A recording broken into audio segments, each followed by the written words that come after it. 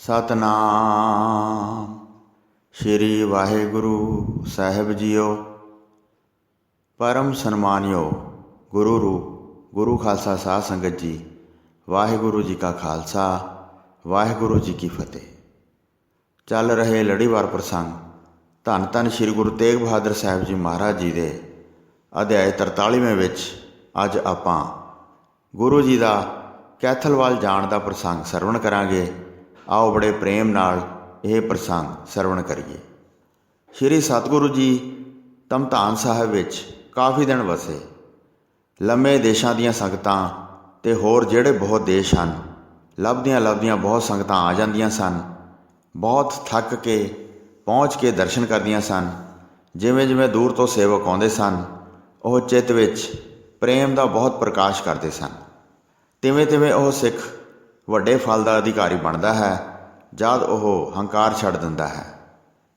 ਮਨੋਕਾਮਨਾ ਪ੍ਰਾਪਤ ਹੁੰਦੀ ਹੈ। ਉਹ ਸ੍ਰੇਸ਼ਟ ਜਸ ਕਹਿੰਦਾ ਆਉਂਦਾ ਹੈ। ਗੁਰੂ ਜੀ ਦੇ ਪਾਸ ਬਹੁਤ ਧਨ ਹੋ ਗਿਆ, ਜਿਹੜੇ ਕਿ ਸੰਗਤਾਂ ਨੇ ਅਰਪਣ ਕਰਕੇ ਦਰਸ਼ਨ ਪਾਏ ਸਨ। ਇੱਕ ਕਿਸਾਨ ਬਹੁਤ ਸੇਵਾ ਕਰਦਾ ਰਿਹਾ। ਉਹ ਗੁਰੂ ਜੀ ਦੇ ਪਾਸ ਆ ਕੇ ਬੈਠ ਜਾਂਦਾ ਸੀ। ਕਈ ਦਿਨ ਬਤੀਤ ਕਰਕੇ ਉਹ ਚਲਾ ਗਿਆ। ਗੁਰੂ ਜੀ ਨੇ ਕੂਚ ਦੀ ਤਿਆਰੀ ਕਰ ਲਈ। ਤਦ ਉਸ ਕਿਸਾਨ ਨੂੰ ਆਪਣੇ ਪਾਸ ਬੁਲਾਇਆ। ਜਿੰਨਾ ਵੀ ਧਨ ਸੀ ਸਾਰਾ ਉਸ ਨੂੰ ਦੇ ਦਿੱਤਾ। ਉਸ ਨੂੰ ਹੁਕਮ ਕੀਤਾ, ਵੱਡਾ ਖੂਹ ਲਵਾਓ, ਬਹੁਤ ਧਨ ਖਰਚ ਕੇ ਚੰਗਾ ਬਣਵਾਓ। ਇਸ ਥਾਂ ਇੱਕ ਧਰਮਸ਼ਾਲਾ ਦੀ ਵੀ ਚਣਵਾਈ ਕਰਵਾਓ। ਕੋਈ ਸਿੱਖ ਸਾਧ ਫਿਰ ਉੱਥੇ ਬਿਠਾਓ। ਕੁਝ ਫਲਾਂ ਵਾਲੇ ਬ੍ਰਿਛ ਮੰਗਵਾਓ। ਧਨ ਖਰਚ ਕੇ ਬਾਗ ਲਵਾਓ। ਸ਼ਰਧਾ ਨਾਲ ਇਹ ਕਾਰਜ ਕਰੋ। ਆਪਣੇ ਹਿਰਦੇ ਵਿੱਚ ਕਦੇ ਵੀ ਲੋਭ ਨਾ ਧਾਰਨ ਕਰਨਾ। ਹੋਰ ਕਿਸੇ ਸਥਾਨ ਜੇ ਲਗਾਉਣਾ ਚਾਹੁੰਦੇ ਹੋ ਤਾਂ ਕੁਝ ਨਹੀਂ ਬਣੇਗਾ, ਸਭ ਕੁਝ ਬੇਕਾਰ ਜਾਏਗਾ। ਇਸ ਤਰ੍ਹਾਂ ਅਣਗਿਣਤ ਧਨ ਉਸ ਨੂੰ ਦਿੱਤਾ। ਖੂਹ ਅਤੇ ਬਾਗ ਲਾਉਣ ਦੀ ਆਗਿਆ ਕੀਤੀ। ਸੰਗਤਾਂ ਨੇ ਮਨੋਕਾਮਨਾਵਾਂ ਪ੍ਰਾਪਤ ਕੀਤੀਆਂ ਅਤੇ ਆਪਣੇ ਆਪਣੇ ਘਰ ਚਲੇ ਗਏ। ਫਿਰ ਸਤਿਗੁਰੂ ਜੀ ਨੇ ਵੀ ਡੇਰਾ ਕੂਚ ਕਰ ਦਿੱਤਾ। ਚਿੱਤ ਵਿੱਚ ਬੜੇ ਲੰਮੇ ਪੰਧ 'ਤੇ ਜਾਣਾ ਚਾਹੁੰਦੇ ਸਨ। ਬਾਅਦ ਵਿੱਚ ਉਸ ਕਿਸਾਨ ਦੀ ਕਥਾ ਇਸ ਤਰ੍ਹਾਂ ਵਾਪਰੀ। ਧਨ ਨੂੰ ਵੇਖ ਕੇ ਉਹ ਲੋਭ ਵਿੱਚ ਆ ਗਿਆ। ਕੁਝ ਵੀ ਕਾਰਜ ਬਣਾਉਣਾ ਨਹੀਂ ਸੀ ਚਾਹੁੰਦਾ। ਫਿਰ ਵੀ ਗੁਰੂ ਜੀ ਪਾਸੋਂ ਡਰਦਾ ਸੀ, ਐਸਾ ਨਾ ਹੋਵੇ ਕਿ ਮੇਰੇ ਵੰਸ਼ ਦਾ ਨਾਸ਼ ਹੋ ਜਾਏ। ਘੋੜਿਆਂ ਦੇ ਲੋਭ 'ਤੇ ਬਹੁਤ ਵਿਚਾਰ ਕਰਦਾ ਸੀ। ਨਾ ਰੱਖ ਸਕਦਾ ਸੀ ਅਤੇ ਨਾ ਹੀ ਖੂਹ ਲਵਾ ਰਿਹਾ ਸੀ। ਕਈ ਦਿਨਾਂ ਬਾਅਦ ਇਸ ਤਰ੍ਹਾਂ ਠਹਿਰਾਇਆ, ਜਿੱਥੇ ਮੇਰੇ ਸਾਰੇ ਖੇਤ ਹਨ ਉੱਥੇ ਖੂਹ ਲਵਾ ਦਿੰਦੇ ਹਾਂ ਅਤੇ ਗੁਰੂ ਜੀ ਦਾ ਬਚਨ ਨਿਸਫਲ ਨਹੀਂ ਜਾਏਗਾ। ਖੂਹ ਲੱਗਣ ਨਾਲ ਸਾਡਾ ਕੰਮ ਬਣ ਜਾਏਗਾ। ਕਈ ਫਲਦਾਰ ਬ੍ਰਿਛ ਲਾਵਾਂਗਾ। ਮੇਰਾ ਕੰਮ ਹੋਵੇ ਜਾਂ ਮੇਰੇ ਪੁੱਤਰ ਪੋਤਰਿਆਂ ਦਾ, ਲੱਕੜ ਆਉਣ ਨਾਲ ਆਪਣੇ ਸਾਰੇ ਕਾਰਜ ਪੂਰੇ ਹੋ ਜਾਣਗੇ।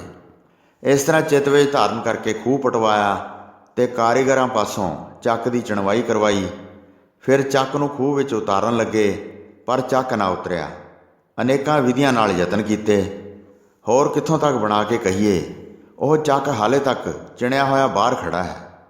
ਕਵੀ ਭਾਈ ਸੰਤੋਖ ਸਿੰਘ ਜੀ ਕਹਿੰਦੇ ਹਨ, ਜਦ ਮੈਂ ਧਮਧਾਨ ਪਿੰਡ ਗਿਆ ਸੀ ਤਾਂ ਧਮਧਾਨ ਵਿੱਚ ਜਿਹੜੇ ਸਿੱਖ ਰਹਿੰਦੇ ਸਨ, ਸਾਰਿਆਂ ਨੇ ਵੇਖ ਕੇ ਮੈਨੂੰ ਕਿਹਾ ਸੀ, ਚੱਕ ਹਾਲੇ ਤੱਕ ਬਾਹਰ ਧਰਤੀ 'ਤੇ ਖੜ੍ਹਾ ਹੈ।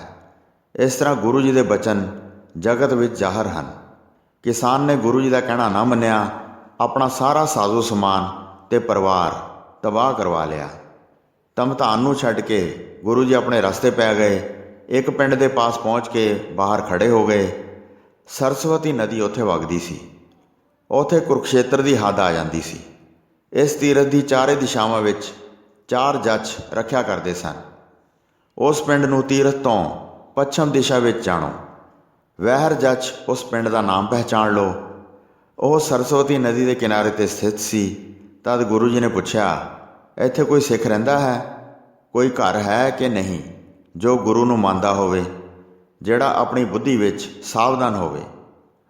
ਜਿੱਥੇ ਉਸ ਮਨੁੱਖ ਨੇ ਸੁਣਿਆ ਸੀ ਉੱਥੇ ਹੀ ਦੱਸ ਦਿੱਤਾ, ਇੱਕ ਤਰਖਾਣ ਸਿੱਖ ਇੱਥੇ ਰਹਿੰਦਾ ਹੈ। ਜਿਸ ਵਿਅਕਤੀ ਨੇ ਐਸਾ ਕਿਹਾ ਸੀ ਕਿ ਇੱਥੇ ਇੱਕ ਤਰਖਾਣ ਦਾ ਘਰ ਹੈ, ਤਾਂ ਉਸ ਵਿਅਕਤੀ ਨੂੰ ਗੁਰੂ ਜੀ ਦੇ ਪਾਸ ਅੱਗੇ ਕੀਤਾ। ਗੁਰੂ ਜੀ ਉਸ ਵਿਅਕਤੀ ਨੂੰ ਨਾਲ ਲੈ ਕੇ ਉਸ ਸਿੱਖ ਦੇ ਘਰ ਪਹੁੰਚੇ ਅਤੇ ਅੱਗੇ ਜਾ ਕੇ ਵੇਖਿਆ ਕਿ ਉਹ ਤਰਖਾਣ ਘਰ ਵਿੱਚ ਬੈਠਾ ਸੀ। ਉਸ ਨੂੰ ਜਾ ਕੇ ਕਿਹਾ, ਸਤਿਗੁਰੂ ਜੀ ਆਏ ਹਨ, ਉੱਠ ਕੇ ਬੰਦਨਾ ਕਰਕੇ ਫਲ ਪ੍ਰਾਪਤ ਕਰ ਲਓ। ਇਹ ਸੁਣ ਕੇ ਤਰਖਾਣ ਨੇ ਆਪਣਾ ਕੰਮ ਛੱਡ ਦਿੱਤਾ। ਸਾਹਮਣੇ ਖੜ੍ਹੇ ਹੋ ਕੇ ਗੁਰੂ ਜੀ ਦੇ ਦਰਸ਼ਨ ਕੀਤੇ। ਵੱਡੇ ਲੰਮੇ ਚੌੜੇ ਕੱਦ, ਤੇ ਚਿਹਰੇ ਨੂੰ ਵੇਖ ਕੇ ਬੜੇ ਪ੍ਰੇਮ ਨਾਲ ਚਰਨਾਂ 'ਤੇ ਸਿਰ ਧਰ ਦਿੱਤਾ। ਹੱਥ ਜੋੜ ਕੇ ਫਿਰ ਬੇਨਤੀ ਕੀਤੀ, ਹੇ ਪ੍ਰਭੂ ਜੀ, ਤੁਹਾਡੇ ਹੀ ਸਾਰੇ ਸਥਾਨ ਹਨ। ਆਪ ਜੀ ਉਤਾਰਾ ਕਰੋ ਤੇ ਕਿਰਪਾ ਬਹੁਤ ਧਾਰਨ ਕਰੋ। ਆਪਣਾ ਸਿੱਖ ਜਾਣ ਕੇ ਮੇਰਾ ਜੀਵਨ ਸਫਲ ਕਰੋ। ਇਹ ਸੁਣ ਕੇ ਸਤਿਗੁਰੂ ਜੀ ਨੇ ਵਿਸ਼ਾਲ ਪ੍ਰੇਮ ਵੇਖ ਕੇ ਉਸ ਨੂੰ ਨਿਹਾਲ ਕੀਤਾ ਤੇ ਘੋੜੇ ਤੋਂ ਉਤਰ ਪਏ। ਉਸ ਦੇ ਦਰਵਾਜ਼ੇ ਦੇ ਪਾਸ ਰੱਥ ਖੜੇ ਕਰ ਦਿੱਤੇ ਤੇ ਪ੍ਰਭੂ ਜੀ ਘਰ ਦੇ ਅੰਦਰ ਪ੍ਰਵੇਸ਼ ਕਰ ਗਏ। ਸਾਰਾ ਸਾਜ਼ੋ ਸਮਾਨ ਅਤੇ ਸੇਵਕ ਚੱਲ ਕੇ ਆ ਗਏ ਤੇ ਡੇਰਾ ਲਾ ਕੇ ਥਕਾਵਟ ਦੂਰ ਕੀਤੀ। ਚਾਵਲ ਆਟਾ ਆਦਿ ਲੈ ਕੇ ਆਏ, ਲੰਗਰ ਤਿਆਰ ਕੀਤਾ ਤੇ ਸਾਰੇ ਭੋਜਨ ਛਕ ਕੇ ਤ੍ਰਿਪਤ ਹੋਏ। ਸੌਂ ਕੇ ਸੁੱਖ ਨਾਲ ਰਾਤ ਬਤੀਤ ਕੀਤੀ। ਪਹਿਰ ਰਾਤ ਰਹਿੰਦਿਆਂ ਗੁਰੂ ਜੀ ਜਾਗ ਪਏ। ਸੇਵਕਾਂ ਨੂੰ ਜਗਾ ਕੇ ਸ਼ੌਚ ਕੀਤਾ ਤੇ ਫਿਰ ਤੀਰਥ 'ਤੇ ਇਸ਼ਨਾਨ ਕਰਨ ਚਲੇ ਗਏ। ਸਰਸਵਤੀ ਨਦੀ ਦਾ ਪਾਣੀ ਬੜਾ ਪਵਿੱਤਰ ਮੰਨਿਆ ਜਾਂਦਾ ਹੈ। ਤਦ ਨਿਰਮਲ ਜਲ ਵਿੱਚ ਇਸ਼ਨਾਨ ਕਰਨ ਲੱਗੇ। ਇਸ਼ਨਾਨ ਕਰਕੇ ਸਾਰੇ ਸਰੀਰ ਨੂੰ ਪੂੰਝਿਆ ਤੇ ਸ੍ਰੇਸ਼ਟ ਸੁੰਦਰ ਕੱਪੜੇ ਪਹਿਨ ਲਏ। ਫਿਰ ਮਹਾਨ ਧਿਆਨ ਲਾ ਕੇ ਬੈਠ ਗਏ। ਨਿਸ਼ਚਲ ਬਿਰਤੀ ਕਰਕੇ ਆਪਣੇ ਸਰੂਪ ਨੂੰ ਮਨ ਵਿੱਚ ਮੰਨਿਆ। ਸੂਰਜ ਅਸਮਾਨ 'ਤੇ ਚੜ੍ਹ ਆਇਆ। ਫਿਰ ਬਹੁਤ ਬ੍ਰਾਹਮਣ ਆਏ ਤੇ ਉਹਨਾਂ ਨੇ ਗੁਰੂ ਜੀ ਦੇ ਦਰਸ਼ਨ ਕੀਤੇ। ਗੁਰੂ ਜੀ ਨੇ ਸਾਰਿਆਂ ਨੂੰ ਧਨ ਦਾਨ ਕੀਤਾ। ਧਨ ਲੈ ਕੇ ਦਿਲ ਵਿੱਚ ਬਹੁਤ ਪ੍ਰਸੰਨ ਹੋਏ ਤੇ ਸੁੱਖ ਮੰਨਿਆ। ਬ੍ਰਾਹਮਣ ਗੁਰੂ ਜੀ ਦੀ ਕੀਰਤੀ ਕਰਦੇ ਆਪਣੇ ਘਰਾਂ ਨੂੰ ਚਲੇ ਗਏ। ਉਸ ਤਰ੍ਹਾਂ ਦੇ ਹੀ ਗੁਰੂ ਜੀ ਵੇਖੇ ਹਨ ਜਿਵੇਂ ਅਸੀਂ ਸੁਣੇ ਹਨ।